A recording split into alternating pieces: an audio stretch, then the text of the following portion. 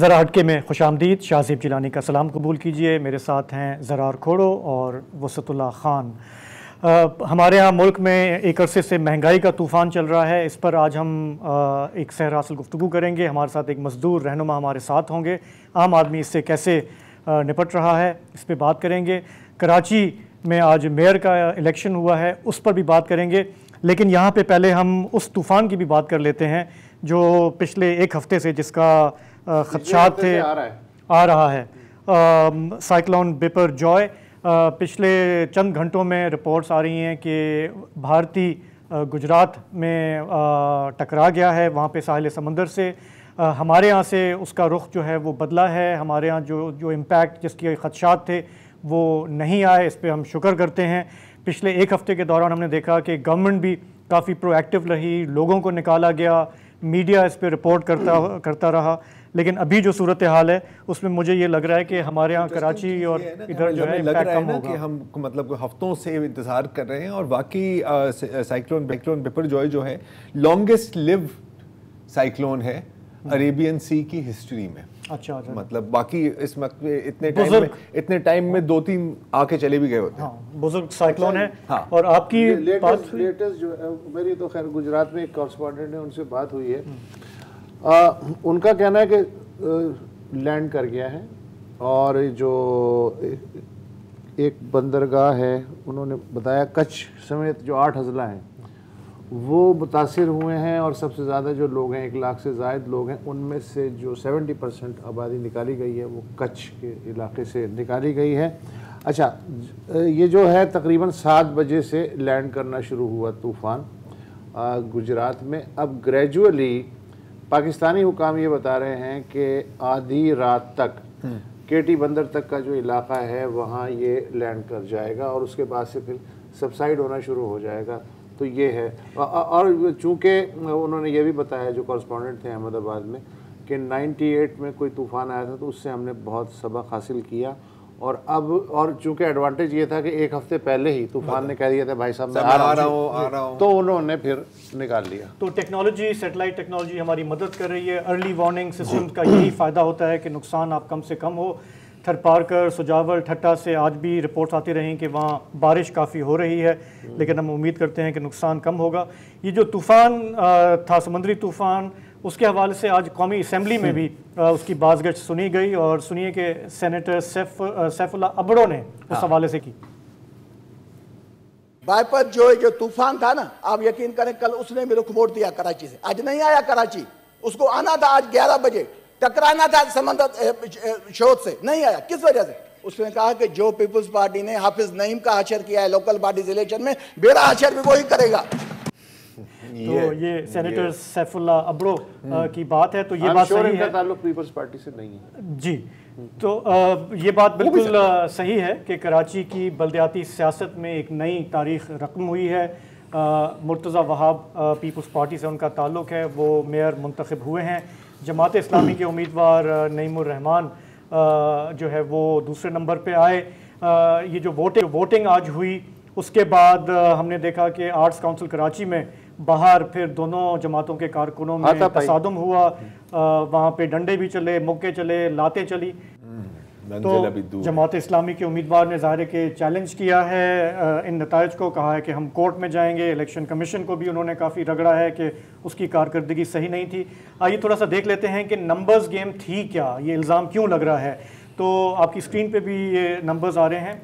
Karachi city council की बात है जिसमें पीपल्स पार्टी के जो वोट्स थे वो 155 थे, जमात इस्लामी के 130 थे, PTI के 62, मुस्लिम लीग नून के 14 और JUI के 4, जबकि तहरीक लब्बैक का 1 उनकी नशिस्त थी। मेयर के इंतखाब के लिए पीपल्स पार्टी को मुस्लिम लीग नून और जमात इस्लामी जमीयत इस्लाम की हिमायत हासिल थी। इस तरह उनके पास 173 वोट थे, जबकि जमात इस्लामी को तहरीक इंसाफ की हिमायत के साथ 192 अरकान की हिमायत हासिल थी। ताहम हमने देखा कि PTI के 30 अरकान जो हैं वो मुनहरिफ हो गए। उन्होंने पहले से कह दिया कि हम नहीं आएंगे वोट देने के लिए, वो नहीं आए। और यूं जो दूसरे नंबर पे इत्तेहाद था पीपल्स पार्टी का, वो सबकत ले गया और ये बाजी पीपल्स पार्टी जीत गई। अच्छा, आप कह रहे हैं मुनहरिफ हो गए, लेकिन जो जमात इस्लामी वाले वो बिल्कुल 180 डिग्री बात कर रहे हैं। उन्होंने कहा कि इन लोगों को अगवा किया गया, इनको खरीदा गया और इनको जो है वो आजकल ऐसा तो बिल्कुल कुछ नहीं हो रहा। तो इन्होंने, इनकी एक वीडियो आई थी इन मुनर्रफ अरकान की, जिसमें वो बैठे हैं, मीटिंग कर रहे हैं। उसके बाद से वो गायब हैं, ऐसे जैसे गधे के सर से सींग, कि किसी का राब्ता नहीं हो रहा। हमारी साथी एंकर हैं नादिया नकी, वो इस वक्त हमारे साथ हैं। भी कोशिश की है इनसे रब्ता करने की कि भाई हो कहाँ, इरादे क्या हैं, लेकिन कुछ अता पता नहीं पड़ा। नादिया, आप बताइए कि क्या हुआ। ये जो हम जानते हैं कि 9 मई से भी इसका कुछ ताल्लुक बनता है, लेकिन ये जो अरकान नहीं आया आज वोट देने, तो ये थे कहाँ? ज़मीर की आवाज़ पे नहीं आए, क्या कब नमूदार होंगे ये? अच्छा, थैंक यू सो मच। वैसे ये बड़ी अजीब सी बात है कि जो अक्सरियत होती है वो अकलियत में बदल जाती है, और ये पहली मर्तबा हम नहीं देख रहे। मेरे ख्याल से नई तारीख रकम हो, सेनेट में भी ऐसा हो चुका है। एग्जैक्टली, सेनेट में भी ऐसा हो चुका है। तो ये बड़ी अजीब सी बात है, और ये तमाम जमहूरी पसंद जमातों के लिए भी अजीब सी बात है कि ये उसी वक्त क्यों सबके ज़मीर भी जाग जाते हैं और सब मुनहरिफ हो जाते हैं। अच्छा, यहाँ पर इन 30 से 31 अरकान हैं जो कि आज नहीं थे पाकिस्तान तहरीक इंसाफ के। पहले आपको याद होगा कि इसके अंदर से एक वीडियो पहले आई थी कि मुझ पर जोर और ज़बरदस्ती है, मुझे अगवा कर लिया जाएगा, और पीटीआई की ये मुनहरिफ रुकन कह लें हम। और उसके कुछ दिन के बाद हमने देखा कि उन्होंने पलटा खाया और उन्होंने कहा कि हमसे क्योंकि किसी किस्म की कोई मीटिंग नहीं की गई पाकिस्तान तहरीक इंसाफ की सूबाए सिंध के जो सुदूर हैं या जो यहाँ पर उनका स्ट्रक्चर है, लिहाजा हम नाराज़ हैं और हम नहीं करेंगे वोट जमात इस्लामी को। ये बड़ी अजीब सी बात है, इसलिए क्योंकि आप मुनहरिफ क्यों होते हैं? या तो मुनहरिफ अरकान वो होते हैं जिनको फंड्स नहीं दिए गए होते हैं, उनकी बात नहीं सुनी जाती। ये तो पहली मर्तबा बने हैं, इन्होंने तो अभी परफॉर्म करना है, आपने ओथ ले ली है। अच्छा, शक व शुबात वहाँ से पैदा होते हैं जब ये सर्फिस पर नहीं है, कहाँ गायब हो गए हैं। अब जमात इस्लामी की जानिब से भी हमने भी बड़ी कोशिश की। उनके भाई जो असद अमान साहब है, उनके भाई ने कहा कि लास्ट राब्ता जो है वो बस तभी हुआ था जब वो वीडियो आई थी, उसके बाद से वो कहाँ है उनको भी नहीं पता। अब ये सब कब, अगर इतना शफाफ ये तमाम मामला है तो इन सब लोगों को अपने घरों में होना चाहिए, अपने फैमिलीज के साथ होना चाहिए, मीडिया से भी बात कर लेनी चाहिए। ऐसी क्या बात है? जितना ये छुपेंगे उतने ही शकूक व शुबहात। अच्छा नादिया, लेकिन आप देखें, ये जरा मुझे बताइए कि जमात इस्लामी के जो असल वोट है वो तो 130 बनते हैं, तो जो इन्हें 160 पड़े हैं, इसका मतलब है कि आधी पीटीआई ने तो इन्हें वोट दिए हैं ना? बिल्कुल दिए हैं। हाँ। तो ये जो एक फॉरवर्ड ब्लॉक बना है ये बड़ा अजीब बनकर सामने आए, जिनको हम कह रहे हैं ना कि मुनहरिफ हो गए और गायब हो गए। अब जमात इस्लामी की जानिब से ये इल्ज़ाम आयद किया गया है कि इनको या तो जबर पर इनको गायब किया गया है, पाकिस्तान पीपल्स पार्टी ने इनको पैसे दिए हैं, कहीं हॉर्स ट्रेडिंग की बात करते हैं, कहीं वो बताते हैं, इनके साथ उनकी वीडियोस मौजूद हैं कि हाईवे पे जाकर वो खाना भी खा रहे हैं पाकिस्तान पीपल्स पार्टी के तमाम अरकान सिंध असेंबली के साथ। और उनके साथ उन्होंने कहा SSG कमांडोज जो कि सिंध पुलिस के अंडर हैं वो उनके इर्द गिर्द नज़र आते हैं और इनको सेफ हाउसेज में रखा गया। तो ये मुख्तलिफ बातें, और ये मैं आपको जमात इस्लामी के जो नायब अमीर हैं या हाफिज नईम के जो करीबी साथी हैं, ये सारी बातें वो कर रहे हैं। अच्छा, शाह महमूद कुरैशी जो हैं, जो सीनियर मोस्ट इस वक्त लीडर हैं, उनका ये कहना है, इससे मुझे अंदाज़ा होता है कि कम्युनिकेशन गैप कितना है। मरकज़ी क़यादत जो PTI की और यहाँ की क़यादत, उन्होंने आज कहा जी कि एक पार्टी तो जीत गई लेकिन जमहूरियत हार गई। इसका मतलब है कि वो इन मुहर्रिफ अरकान से बिल्कुल अलग लाइन ले रहे हैं, और वो भी ये कहने से हिचकिचा रहे हैं कि इन आधे अरकान के साथ असल में हुआ क्या, खुद शाह महमूद कुरैशी भी नहीं बता पा रहे। जुमला तो अच्छा है ना।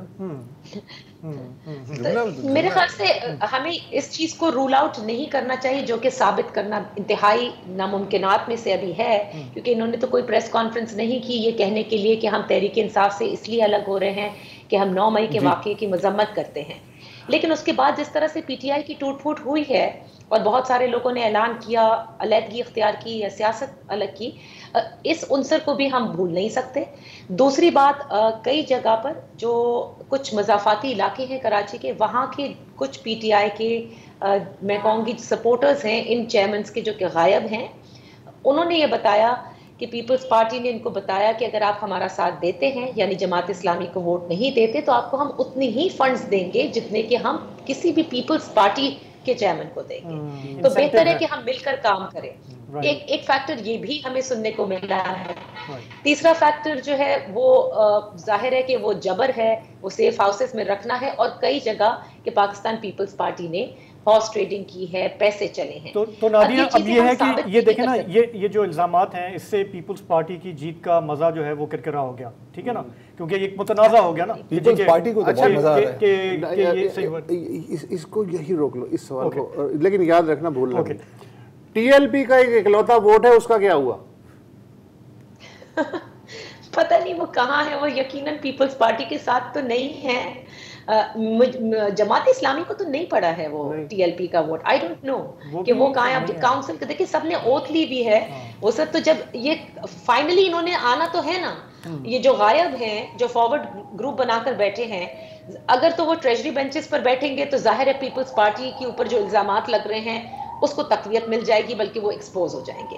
अगर वो ऑपोजिशन में आकर बैठते हैं तो ऑपोजिशन में एक अलग ग्रुप बनाकर बैठेंगे तो ये वही चीज होगी जैसे कि राजा रियाज आपको कौमी असेंबली में नजर आते हैं कि वो एक ऑपोजिशन लीडर भी हैं, वो हुकूमत के साथ भी नहीं है लेकिन उन्होंने साथ भी दिया है और देते भी रहते हैं। तो कुछ इस तरह की चीज सामने है। बड़ा सवाल ये है कि हालांकि कहा है जमात इस्लामी ने कि हम चैलेंज करेंगे, अदालतों में भी जाएंगे, वो सब करेंगे, लेकिन आपको ये सेंस मिल रहा है कि अब वो ये जो नई एक सियासी हकीकत बन के उभरी है पीपल्स पार्टी यहाँ पे, कि वो उसको एक्सेप्ट करें और वो जाएं एज अपोजिशन बैठें और पीपल्स पार्टी को फिर टफ टाइम दें? अभी आगे की बात है।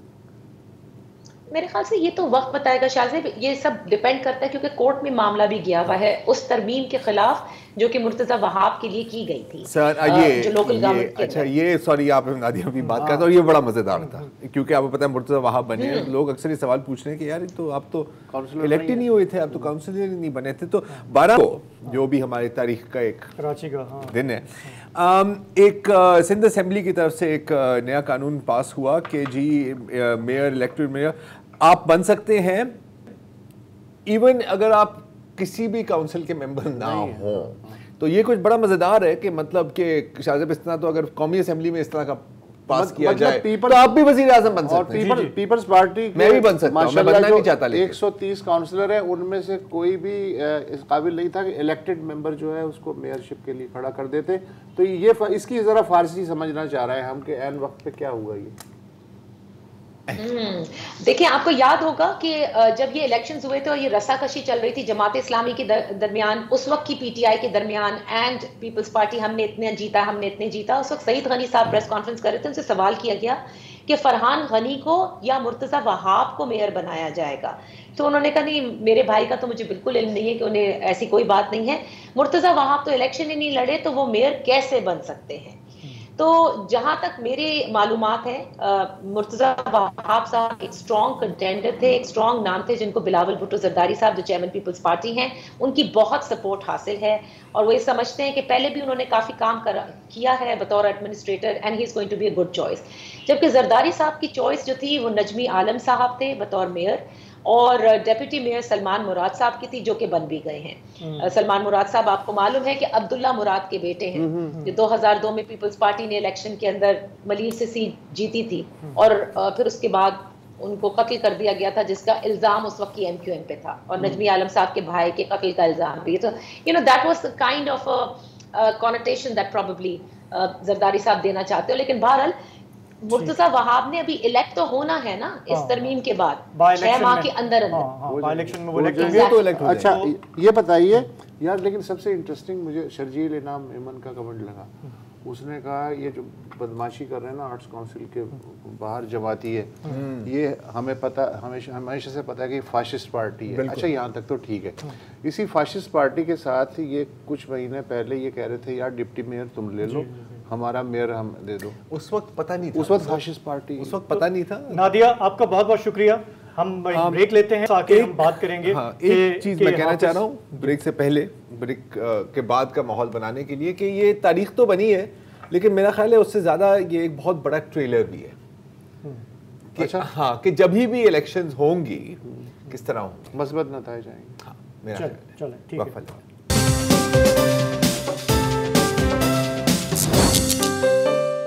तो हम बात कर रहे हैं कराची की बल्दियाती सियासत पे। उसमें ज़ाहिर है जो आज हारने वाली पार्टी थी वो हाफिज़ नईम थे उनका हमने देखा कि उन्होंने पिछले 5-7 बरसों में बहुत ज़बरदस्त मेहनत की कराची में। उन्होंने यहाँ के इश्यूज़ पे बहुत वो खुलकर बोले, चाहे के इलेक्ट्रिक का मामला हो, चाहे इवन ये इलेक्शन कराने की बात हो, क्योंकि ये तो गवर्नमेंट सीरियस ही नहीं थी कराने था ना। इन्होंने धरने लगाए, सुप्रीम कोर्ट में गए, आखिर ये मतलब हम बहुत ही घिसते पता नहीं मुश्किल से यहाँ पे आगे पहुँचे। तो उनकी मैं सिर्फ ये कह रहा हूँ कि उनकी जो मेहनत है वो रिकग्नाइज हुई है इस शहर में। जिस तरह से उन्होंने कैंपेन भी चलाई, मैं इस बात से काफ़ी हैरान हुआ कि जमात का जो एक तस्वुर है ना आपकी यूनिवर्सिटी वाले ज़माने के, कि वो विजिलांती हैं, जो आज थोड़ा सा देखा भी हमने ट्रेलर, नेमतुल्लाह खान या अब्दुल सत्तार अफगानी जो थे, उनके बारे में भी जो आम कराचीआइड है उसकी ओपिनियन पॉजिटिव ही है, उसका ताल्लुक किसी भी उससे। लेकिन इनका मैंने ये नोट किया इस इलेक्शन कैंपेन में कि इन्होंने जिस तरह से रीपोजिशन किया जमात को, नौजवानों की पार्टी, इन्होंने अमली ग्रास रूट्स लेवल पे काम किया, इन्होंने डिजिटल मीडिया को जिस तरह से यूज़ किया। सिर्फ एक मुझे लगा जहाँ पे ये थोड़ी सी मार खा गए, वो ये कि जब इनको लगा कि अब ये शायद इलेक्शन का गेम जो है आर्म ट्विस्टिंग के ज़रिए हमारे हाथ से निकल सकता है, तो इनकी फॉल बैक पोजीशन जो है वो लिसानी उस पर वो बार आ रहे थे। और वो जो है उस चीज़ में हमने देखा कि पीपल्स पार्टी बहुत ही क्लियर रही कि हमें इंक्लूसिव रहना है, हम इस चक्कर में नहीं पड़ सकते कि आप ज़बान कौन सी बोलते हो, आपका ताल्लुक पीछे कहाँ से है। और ये चीज़ जो है इस पे जमात को रिफ्लेक्ट करना चाहिए, क्योंकि इस शहर में पूरा पाकिस्तान बसता है।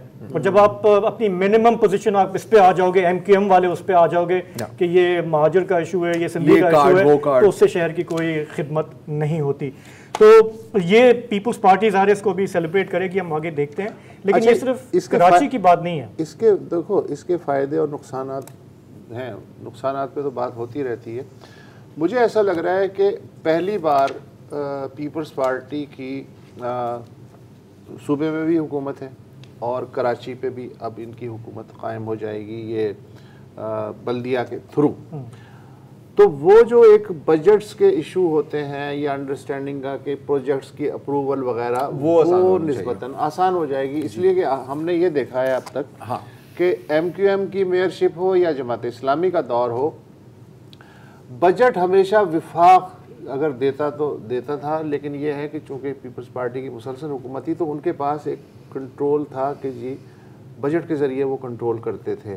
और इख्तियारात का लतीफ़ा ये है कि 18वीं आईनी तरमीम के तहत मरकज़ से सूबे को तो इख्तियारात मुंतकिल हो गए, सूबे से नीचे नहीं जा रहे, या जा भी रहे हैं तो उनका जो है हड्डी दे दी, गोश्त अपने पास रख लिया, कुछ इस तरह की चीज़ें हैं। अच्छा, अब आप ये देखें कि ये किसी भी सूबाई हुकूमत का काम नहीं है कि वेस्ट मैनेजमेंट करे। सिंध में हो रहा है, सॉलिड वेस्ट मैनेजमेंट जो है वो सूबाई हुकूमत करे। भैया ये बल्दियात की जिम्मेदारी है, वाटर एंड सीवरेज का सिस्टम है। यहाँ MQM की बल्दियात वगैरह भी रही हैं तो अच्छा, और उसमें जाहिर है कि 2 नंबरियाँ बहुत हुई हैं, घपले हुए हैं, पता नहीं क्या क्या भर्तियाँ हुई हैं। उसके बावजूद आप ये देखें कि आपकी जिम्मेदारी वाटर एंड सीवरेज नहीं है, आपकी जिम्मेदारी अब बिल्डिंग कंट्रोल अथॉरिटी था। अब ये 3 करोड़ का एक शहर है, इसका तकाजा था कि बिल्डिंग कंट्रोल, जैसे कराची बिल्डिंग कंट्रोल अथॉरिटी था तो वो उस शहर को मैनेज कर रहा था। सिंध बिल्डिंग कंट्रोल अथॉरिटी जब बन गया तो उसमें या तो ये है कि इसको एक तरह से जिस तरह बड़े लंदन है या न्यूयॉर्क है या उस तर्ज पे जो है चलाया जाता है, उस तरह चलाया जाता, और हर डिपार्टमेंट में अच्छा खासा इसका एक मैनेजमेंट का, इसलिए कि अर्बन मैनेजमेंट और नॉन अर्बन मैनेजमेंट में बहरहाल फ़र्क होता है। अब कुछ लोग कहते हैं कि ये माल पानी का चक्कर है या अल्लाह जाने क्या है, एडमिनिस्ट्रेशन के इख्तियारात का मसला है। फिर दूसरी बात यह कि इस शहर का जो सबसे बड़ा मसला है, और सिर्फ कराची का नहीं पूरे सिंध का शायद ये मसला है, लैंड ग्रैबिंग, लैंड माफिया। उसके ज़रिए वो जो नेक्सस है पॉलिटिशियन की, बिल्डर की और कानून नाफिज करने वाले इदारों की, सिर्फ पुलिस नहीं मैं उसमें शामिल कर रहा, सब वाटर की जो पॉलिटिक्स है कि जी ये पानी जो है मौजूद है लेकिन पानी पूरी इंडस्ट्री बन चुका है। अच्छा, इसके अलावा ग्रेटर कराची प्लान 2020 वो तो मर गया, किसी ने नाम भी नहीं सुना था, 88 की मैं बात कर रहा हूं। अब आया है ग्रेटर कराची प्लान 2047। तो अब इसके, अब मुझे नहीं मालूम कि इसकी तफसीलात क्या है, लेकिन पीपल्स पार्टी को ये बड़ा सुनहरी मौका मिला है कि चूँकि सूबे में भी आप हैं और अब कराची में भी आप हैं, जो सिंध का सबसे बड़ा शहर है, तो इसकी कुछ बुनियादें तो आप रख दें। अब कोई बहाने भी नहीं बचे। हाँ, ठीक है ना। अच्छा, फेडरल में भी आपकी नुमाइंदगी सर हर जगह, उस पर अब अभी आते हैं कि फेडरल में क्या पोजीशन बन रही है, लेकिन कोई बहाना नहीं बचा आपके पास। ठीक है, देखें बहुत कंट्रोवर्सीज नहीं है, आज कंट्रोवर्शियल रहा है, हल्का बंदियां कंट्रोवर्शियल रही थी, ये जो 12 मई के कानून की मैं बात कर रहा हूँ, पूरा जो इनफैक्ट जो सिंध लोकल गवर्नमेंट एक्ट था वो भी मुतनाज़ ही था। हर एक चीज़ मुतनाज़ होती है हमारे यहाँ, कोई ऐसी नई बात नहीं है इसमें। लेकिन पहले हमेशा ये होता था ना कि सर हम अगर करना भी चाहते हैं तो हम क्या करें, हाँ ये महकमा हमें नहीं करने देता, वो महकमा नहीं करने देता, मेयर दूसरी पार्टी का बंदा। अब तो सब एक है। हाँ, अब तो इनफैक्ट मेरा ख्याल है कि शायद इतना काबू सूबा सिंध पर पीपल्स पार्टी का कभी नहीं हुआ। मतलब हाल में राइट। तो अब और अगर आप थोड़ा सा फिर जूम आउट करते हैं तो यार पोजीशन तो पीपल्स पार्टी की बड़ी खूबसूरत किंग मेकर किस्म की पोजीशन लगती है ना। जब भी वफाक में जब भी इलेक्शन हो, मुझे नहीं पता कब होंगे, बलूचिस्तान में बाप वाले आप तोड़ रहे हो, सही है। पंजाब में थोड़ा सा इनको धचका लगा है ये जो IPP आई है, क्योंकि इनका ख्याल था कि जो इलेक्टेबल्स बकौल इलेक्टेबल्स हैं वो नून लीग में तो जा नहीं सकते, क्योंकि नून लीग ने अपने दरवाजे बंद कर दिए थे। बचे कौन, शायद हमारे पास आ जाए। तो वहां पर थोड़ा सा कट डाउन टू साइज हुआ है। और उसकी वजह एक ये भी है कि बड़ा घर जो होता है ना वो कभी किसी से शादी नहीं करता। वो मिस्टर राइट की तलाश में नहीं होते, वो मिस्टर राइट नाउ की तलाश में। होपफुली अब चूंकि पीपल्स पार्टी का पूरा एक तरह से वो है होल्ड है हर इदारे पे, तो मेरा ख्याल है कि जो कराची, हैदराबाद या जो बाकी जो शहर हैं, लाड़काना या मीरपुर खास, अब उनकी किस्मत बदलनी चाहिए। तो हम कह सकते हैं कि सिंध में अब वन पार्टी रूल आ गया है। अब ये सूबे के लिए अच्छा है या नहीं है, ये वक्त बताएगा। एक छोटा सा ब्रेक लेते हैं, वापस आते हैं, बात करते हैं महंगाई की, मजदूरों की, आम आवाम की।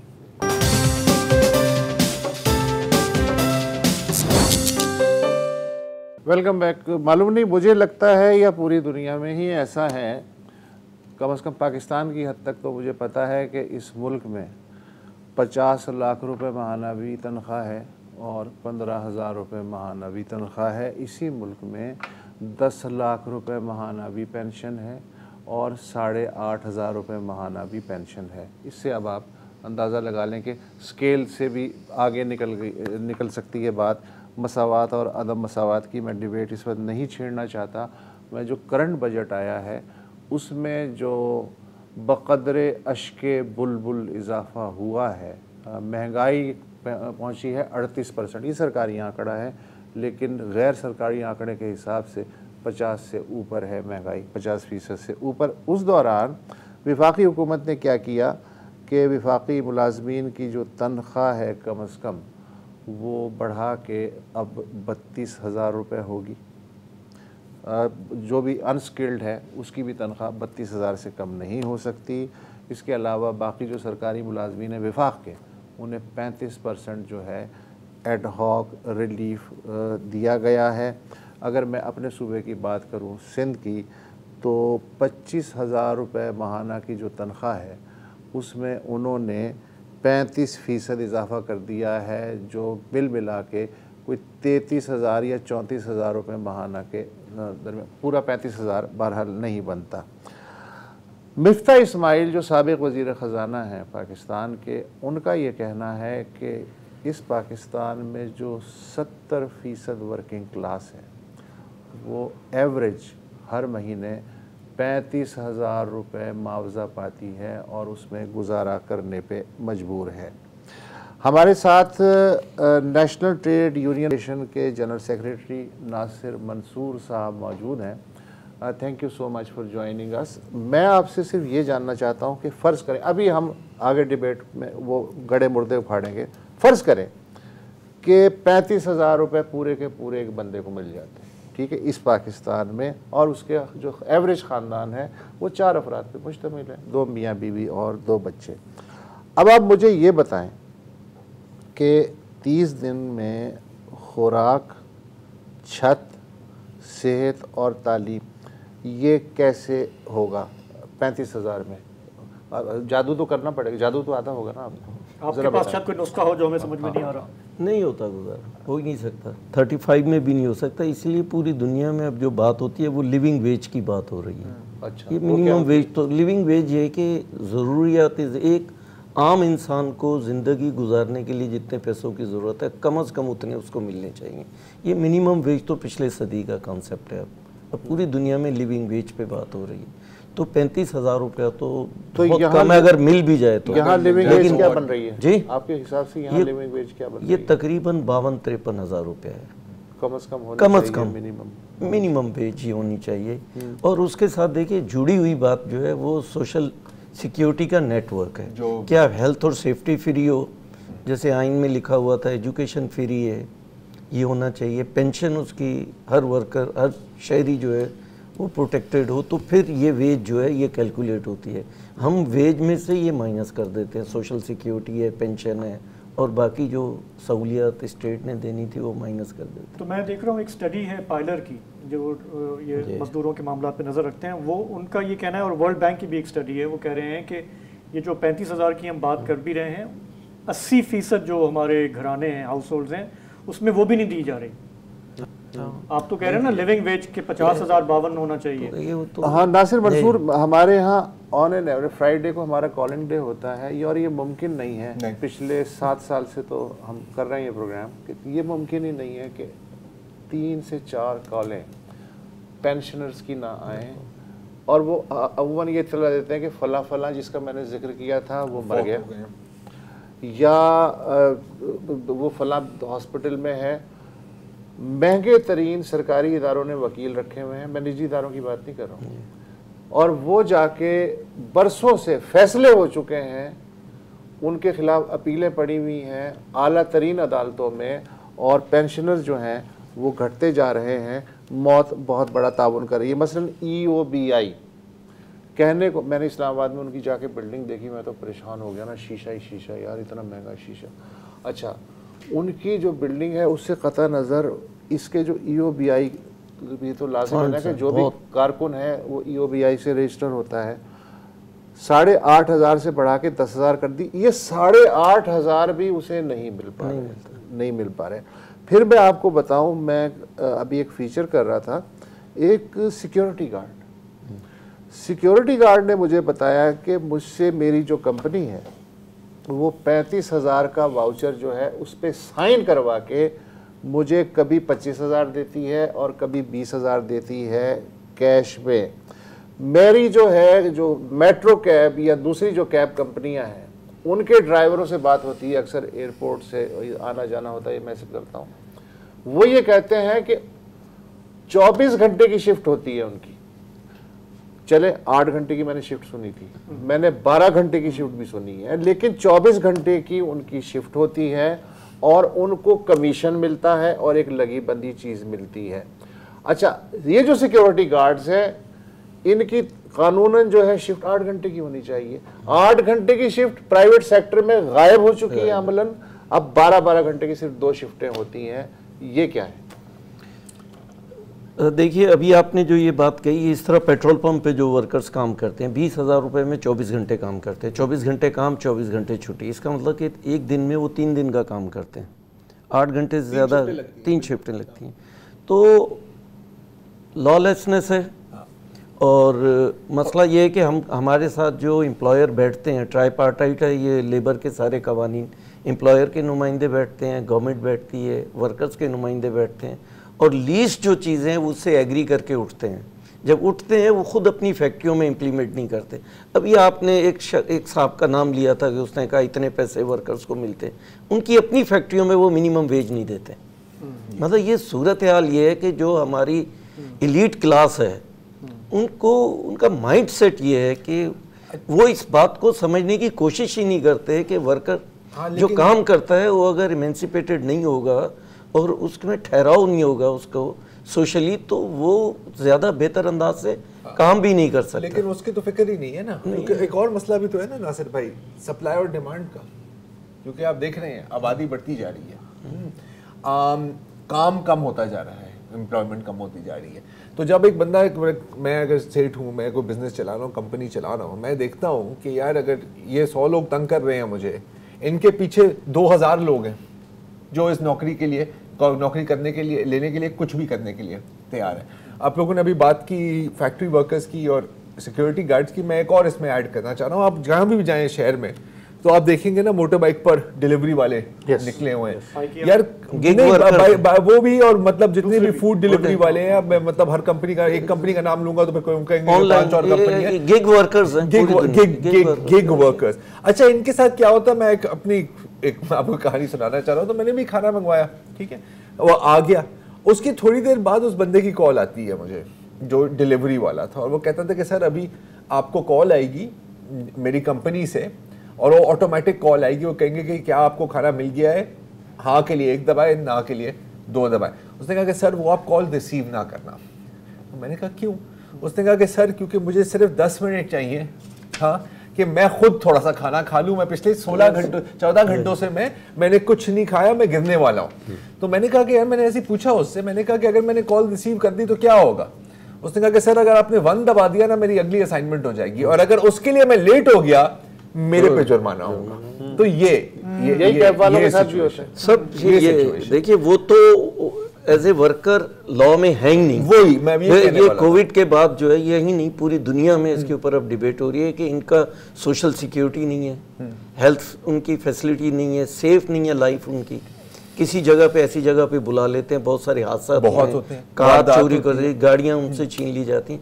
ओवरऑल मतलब ये कि अभी आपने ये जो बात कही ना कि सोसाइटी के अंदर अनएम्प्लॉयमेंट है, और ये देखिए जो इंडस्ट्री है ये किसी लॉ के तहत लगाई जाती है। जब ये इंडस्ट्री लगाते हैं तो ये एग्री करते हैं कि वर्कर जो है फैक्ट्री का एम्प्लॉय होगा, किसी शख्स का एम्प्लॉय नहीं होगा। जब होगा तो फिर फैक्ट्री के ऊपर उसके लेबर, फैक्ट्री के कवानीन लगेंगे। आप कवानीन नहीं लगाएंगे तो लॉलेसनेस होगा, और ये हो रहा है। और जब आप लॉ पे अमल नहीं करते तो फिर लोगों का रिवोल्ट या लोगों का जो रिएक्शन होगा, वो जो हम बात कर रहे हैं ना, फिर इससे बाहर निकल जाएंगे। अच्छा, ये जो ज़रार ने मिसालें दी है जो आप बात कर रहे हैं, ऑटोमेशन से एज अ कस्टमर मुझे तो बड़ी सहूलत हो गई है, लेकिन यही ऑटोमेशन जो है वर्कर का खून चूस रही है। बिल्कुल ऐसा ही है, बिल्कुल है। ये जो ट्रांसफॉर्मेशन हो रही है सारी टेक्नोलॉजी की, अब ये देखिए, ये फिर वही एक क्वेश्चन आ जाता है कैपिटल का, कि आप अगर मशीन एडवांस होती है तो आपको लेबर कम करनी चाहिए। मतलब आप 8 घंटे काम लेते हो, 6 घंटे लें, आप 4 घंटे काम लें। आप कहते हैं नहीं, काम तो उतने घंटे लेंगे, लेकिन 500 मजदूरों को हम निकाल देंगे, 100 मजदूरों से काम लेंगे, तो फिर समाजी जो है वो कंट्राडिक्शन पैदा होगा। अच्छा, ये बताएं नासिर भाई, अभी हमने बेरोजगारी की बात की, अभी जब भी हम ये देखते हैं बजट की फिगर्स, IMF की बातें हम सुनते हैं, ये हमें हुकूमत बताती नहीं है कि अगर बेरोजगारी कितनी हुई है। आपके मेंबर्स या ट्रेड यूनियन से आपको क्या फीडबैक मिला है पिछले एक बहुत तेजी से हुई है तकरीबन। कितनी है? देखिए, ये कर सकते हैं क्या 100 जो काबिले रोजगार लोग हैं उनमें से कितने? अब मेरा ख्याल है कि 15 से 20 लोग बेरोजगार हुए हैं। तो मतलब 20%, बहुत हम क्या लाखों में हम बात कर रहे हैं? लाखों में। और ये जो अब यूक्रेन वॉर है, इसके नतीजे में अगर ये 1, 2, 4 महीने और जारी रहती है तो टेक्सटाइल और गारमेंट में सिर्फ कराची में 10 लाख लोग जो है ना, डायरेक्टली इनडायरेक्टली इससे मुतासिर होंगे। कैसे होंगे या हो चुके हैं? इसलिए कि अभी तो पाइपलाइन में बहुत सारे ऑर्डर्स हैं, ऑर्डर्स कैंसिल हो रहे हैं। अब जो उसमें तो डॉलर की फ्लक्चुएशन, यूरोप के अंदर जो है, जो इन्फ्लेशन जो है 10% पे चला गया, और उसका नतीजा ये है कि लोगों की प्रायोरिटीज चेंज हो गई हैं। ये कपड़ा खरीदना, ये प्रायोरिटीज पे नीचे चला गया। बिजली का बिल देंगे या कपड़ा खरीदेंगे। बिजली का सबसे बड़ी बात यह है कि एनर्जी का बहुत बड़ा क्राइसिस है। तो इंडस्ट्री यहाँ तो जो सूरत हाल है ही है, जो इंटरनेशनल जो क्राइसिस आया यूक्रेन वॉर का, क्यों हमारा सारा माल जो है यूरोप को जाता है, और ये बहुत बड़ा प्रॉब्लम है, और इसके साथ जुड़ा हुआ GSP प्लस है। तो हमारा जो टेक्सटाइल सेक्टर है, उससे आप कह रहे हैं कि लाखों तो वहाँ से सबसे ज्यादा वहाँ बेरोजगारी सबसे ज्यादा होगी, इसलिए कि वो बहुत ज्यादा इम्पैक्ट करता है आपकी इकोनॉमी के ऊपर, क्योंकि टेक्सटाइल गारमेंट जो फैसलाबाद में भी उन्होंने कहा कि 1.5 लाख तो बिल्कुल है। हम किसी फैसलाबाद माशी से बात कर रहे थे, उन्होंने कहा वहाँ से भी हुआ है। अच्छा, टेक्सटाइल के अलावा और हम कहाँ देख रहे हैं? ओवरऑल है वो तो डिक्लाइन ओवरऑल है, इसलिए कि सेंट्रल पंजाब में बहुत ज़्यादा, परसों जो है 18 तारीख को बहुत बड़ा डेमोन्स्ट्रेशन होने जा रहा है फैसलाबाद में।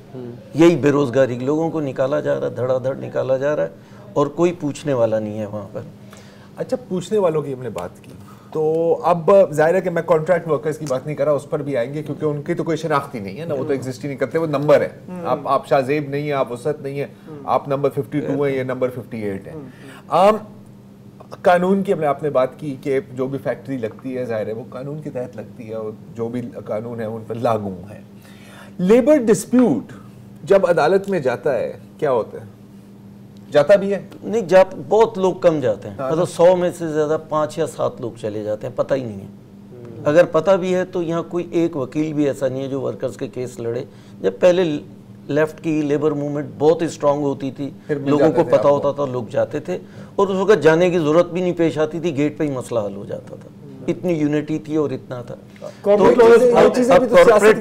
सारा देखिए, आप LLB जो किया जाता है उसमें लेबर लॉस पढ़ाया ही नहीं जाता। फायदा क्या है? तो जितने अभी वकील या जजेस हैं जो ह्यूमन राइट्स पे बहुत बड़ी बात करेंगे, सब कुछ करेंगे, लेकिन लेबर के मसले पे उनका हमेशा कॉर्पोरेट के साथ खड़े होंगे। हमें तो बहुत इसका एक्सपीरियंस है, हमने भी देखा ये एक्सपीरियंस है इसके बाद। एक वक्फा लेते हैं फिर नासिर भाई के साथ गुफ्तगू जाएगी।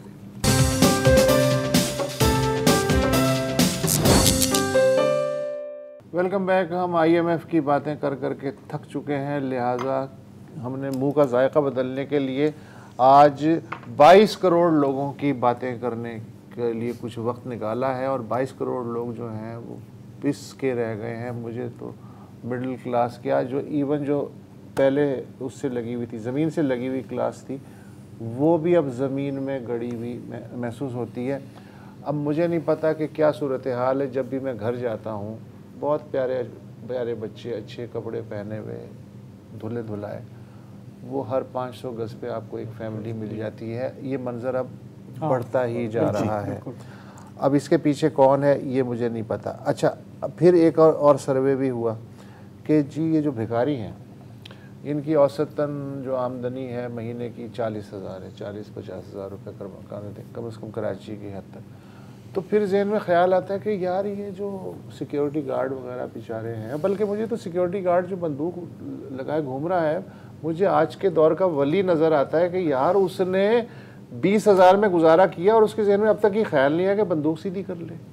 तो ये कुछ मैसेज दे रहे हैं, क्या करें क्या करें? नहीं खतरनाक सूरत हाल है। मतलब ये हम देख रहे हैं रोज चीना झपटी पढ़े लिखे लड़के जो हैं वो भी टीटी लेके आ रहे हैं, फोन कर रहे हैं। तो बिल्कुल मतलब जिंदगी इतनी बेकीमत हो गई कि उन्होंने कहा जी मर भी जाए तो कोई नुकसान नहीं। इस वक्त 70% जो वर्कर है वो 35 साल से नीचे की एज का। ओके। और ये इतना, और उसको नहीं पता लेफ्ट की मूवमेंट क्या थी, ट्रेड यूनियन क्या थी, उसके में अंदर गुस्सा भरा हुआ। अब जहाँ कहीं झगड़ा होता है वो रिवॉल्ट करता है, वो नहीं कोर्ट नहीं जाता, लेबर डिपार्टमेंट नहीं जाता, देन एंड देयर वो कहता है मसला हल हो। वक्ती तौर पे नाकाम भी होता है, लेकिन एक वक्त आएगा कि ये बहुत फ्लेयर अप करेगा ये। और कोई चैनल नहीं है ना, चैनल नहीं है ना, चैनल सारे बंद कर दिए। आपने लेफ्ट की बात की तो आप ज़ाहिर है कि आपकी अपनी भी सारी जिंदगी इसी जिद्दोजहद में गुजरी है। तो हमारे अभी भी हैं लेफ्ट की पार्टीज़ हैं, कहीं कहीं पे ग्रास रूट लेवल पे वो काम भी कर रहे हैं, लाहौर में इधर हैं। लेकिन बुनियादी तौर पे ये जो आपका सरमायादाराना इस्तेहसाली निज़ाम है, इसने फुल टेक ओवर करके कुचल के आपको रख दिया है ना। तो अब आप कहाँ से इंस्पिरेशन कहाँ से ड्रॉ करेंगे? और उस जमाने में हुआ होता था जब ट्रेड यूनियन थी तो गुस्सा उनके जरिए निकल जाता था, भाप निकल जाती थी। अब तो वो भी सेफ्टी वॉल्व होता है, सेफ्टी वॉल्व वो भी नहीं। देखिए पूरी दुनिया में अब नई मूवमेंट्स डेवलप हो रही हैं। एक एरा कंक्लूड हो गया, जो सोवियत यूनियन का सारा एरा था वो कंक्लूड हो गया, और अब कोई डिबेट में उस तरीके से वो बहुत रेयरली आता है। अब बिल्कुल नए रियलिटीज़ हैं और जो हार्श रियलिटीज़ हैं, और लोगों ने उस पर रिएक्ट करना शुरू कर दिया। इसीलिए दुनिया में आप देखिए नई मूवमेंट्स डेवलप हो रही हैं, और पाकिस्तान में भी उसके असरात जो है वो आहिस्ता आहिस्ता निकलने शुरू हैं। जैसे मैंने फैसलाबाद का कहा, एक बड़ी मूवमेंट वहाँ डेवलप हो रही है। तो ये मूवमेंट्स आहिस्ता आहिस्ता उभर के सामने आ रही हैं। वो मूवमेंट क्या है थोड़ा बताएं? वो किस कहाँ से इंस्पिरेशन ले रही है, वो आगे कैसे बढ़ रही है? एक तो जो गिवन कंडीशंस है, सबसे बुनियादी बात है इंडिजिनस है ज़मीन, उसमें से उभर रही हैं, और जो हालात हैं वो उनको सिखा रहे हैं कि किस तरीके से आगे बढ़ना है। आपने एक बात कही कि एक मिसाल थी, जैसे बल्दिया फैक्ट्री फायर हुआ, यहाँ पे सईदा बाजी भी आई थी, इंतकाल हो गया उनका। एक बड़ी लड़ाई उन्होंने जाके लड़ी, और यही नहीं जर्मनी में जाके लड़ी, और ब्रांड के खिलाफ केस किया, हम वहाँ केस हार गए इसलिए कि जर्मनी में लॉ नहीं था कि आप कोई कहीं और क्राइम हुआ है और वहाँ से आके जर्मनी में केस करें। जर्मनी में 8 साल की डिबेट के बाद वहाँ लॉ बना, ड्यू डिलिजेंस का लॉ, कि अब वहाँ जो अपना माल ला के बेचेगा, दुनिया में कहीं क्राइम करेगा, उसके खिलाफ विक्टिम्स वहाँ केस कर सकते हैं। दूसरा, 6.1 मिलियन डॉलर्स उन्होंने long term compensation, around 3 billion rupees दिए। पाकिस्तान की हिस्ट्री में ये पहली मर्तबा हुआ कि 4 बंदे और ये एक औरत खड़ी हुई, उसने जाके वहाँ किया। अभी यूरोप के अंदर जो है पार्लियामेंट के अंदर ड्यू डिलिजेंस लॉ जो है डिस्कस हो रहा है। हमें भी उन्होंने कहा कि आप आके इसके अंदर अपनी इनपुट दीजिए, और उसकी वजह ये बल्दिया फैक्ट्री फायर के जो विक्टिम्स थे वो खड़े हुए। तो मूवमेंट्स जगह जगह पे आहिस्ता आहिस्ता जन्म ले रही हैं। आप ये देखिए ओकाड़े की बड़ी लड़ाई थी, किसानों ने एक रिप्रेसिव फोर्स के खिलाफ खड़े हुए, ज़मीन का 1 एकड़ नहीं दिया। सुप्रीम कोर्ट का फैसला है कि ये ज़मीन जो है ये इनकी नहीं है, ये मिलिट्री फॉर्म्स की है, लोगों के कंट्रोल में। लेडी कुछ नहीं हुआ, हाँ, लोग खड़े हो गए और लोग 12-13 लोग मारे भी गए उसमें किसान, लेकिन खड़े, क्रिश्चियन और मुसलमान मिलके खड़े हुए। इस तरीके लेडी हेल्थ वर्कर्स की बहुत बड़ी मूवमेंट है। यूनियन उन्होंने बना लिए, अपना पे स्ट्रक्चर बनाया है, ये बहुत बड़ी। होम बेस वर्कर्स की बहुत बड़ी मूवमेंट है। उन्होंने ये मेरे ख्याल इस खित्ते में पहली मरतबा लॉ पास करवाया, 10 साल की जद्दोजहद के नतीजे में। होम बेस जो घरों में बैठ के माल बनाती हैं औरतें, उन्होंने अपनी तंजीम बनाई। ये पहली दुनिया की औरतों की अपनी तंजीम, पूरी फेडरेशन बनी है। तो ये पॉजिटिव चीज़ें डेवलप हो रही हैं। और सबसे बड़ी बात है कि तहरीकों में औरतों की शमूलियत और उनकी विजिबिलिटी जो है बहुत तेजी के साथ बढ़ रही है। ये पॉजिटिव। बल्कि बल्दिया फायर मैं कहूँगा शमूलियत तो बहुत एक छोटा लफ्ज है, वो तो औरतों ने लीड किया। अम्मा बल्दिया ने तो लीड की, लीडरशिप रोल था, मुझे याद है, वो कभी नहीं भूलूंगा। तो मायूसी के समंदर में उम्मीदों के जजीरे हैं। आप जितने जितनी गिरवा दी ये मूवमेंट्स जो है। Nasir Mansoor, thank you so much. हम आपको इस तरह के आड़े हालात में हमेशा तकलीफ देते रहेंगे और आप आते रहेंगे और ये अब फिलहाल इजाज़त दीजिए। कल फ्राइडे है, आप ज़्यादा बोलिएगा, हम कोशिश करेंगे ज़्यादा सुने। खुदा हाफिज़।